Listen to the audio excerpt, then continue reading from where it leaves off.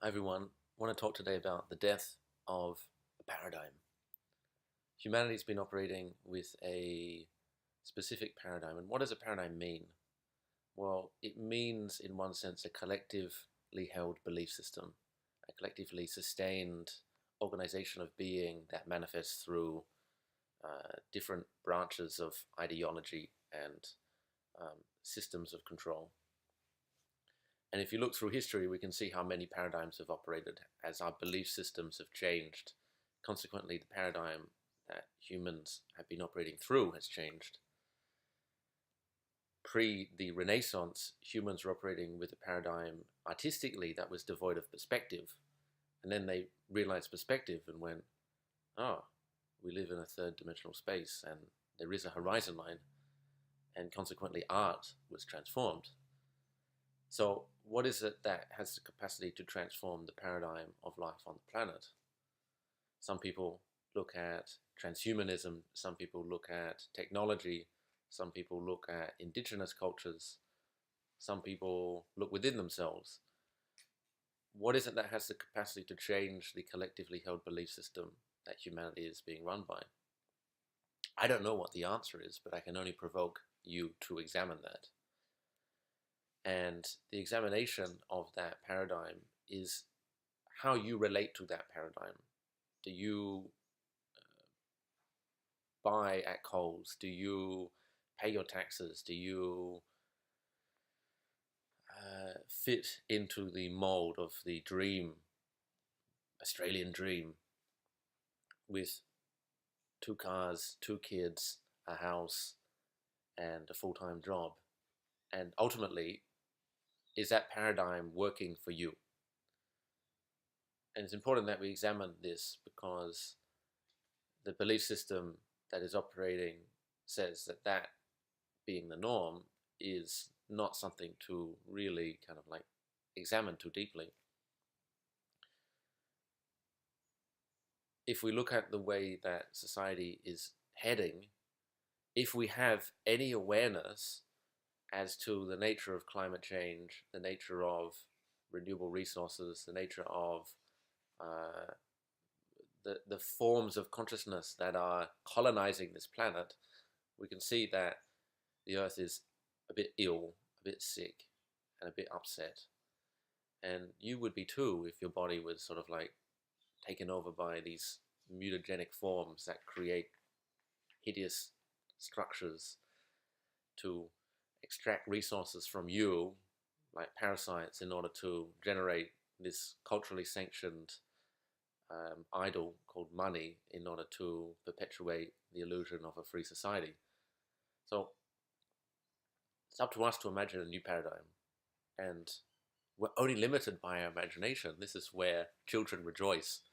This is where the inner child within us rejoices because we can live on a completely different paradigm, and many of us do. But how do we bridge that into the world? So, in examining a new paradigm, let's look at what is needed. What is ultimately needed is a paradigm that is sustainable, in that it's not based on a finite structure that is being corroded, but it's based on a replenishing, sustaining, renewing activity, resource, process that has the capacity to bring more life, to bring new life, to bring um, more possibilities for humans. Another paradigm that we can examine is the paradigm of radical self sovereignty. And why is sovereignty so radical? Well, if you imagine that the paradigm that we have found ourselves in has been so anti-sovereign, it's disregarded the sovereignty of the earth, it's disregarded the sovereignty of humans, giving them an artificial name, making them an employee to the state. No wonder that humans don't feel free. We feel trapped. We feel trapped in the artificial buildings that we've created with artificial lighting, performing artificial functions like lab rats in a kind of like computer maze of third density existence being governed by sort of like extraterrestrial forces and like harvesting humans' energy. Well, that's a terrible paradigm to live under. So it's necessary to break out of that paradigm and to find a greater truth, to find a greater freedom. And you can do that, whoever you are in this big, wide cosmic world. The universe is gigantic. If life is so infinite, why do we get bogged down in such trivialities, in such narrow-mindedness? Just look in space and go, Jesus Christ, it's big. We live on a big planet. We live in a big cosmos. Why are we getting so bombarded with narrow-minded perceptions and provincialism? It's because we haven't examined how our belief systems have been so deeply ingrained into our unconscious mind and are creating our reality through their holds on our perception of who we are and what life is.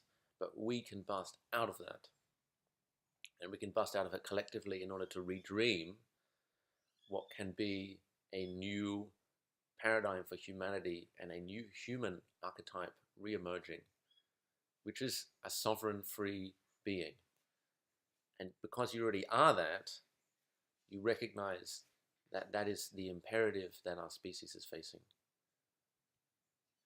So I hope this video inspires or provokes you to examine the paradigm that your life seems to be floating through in order for you to ask some questions existentially about who you are, what you're doing, and what you'd like to change, because change happens from within and creates a difference in the external world that then becomes manifested as new life. Thank you.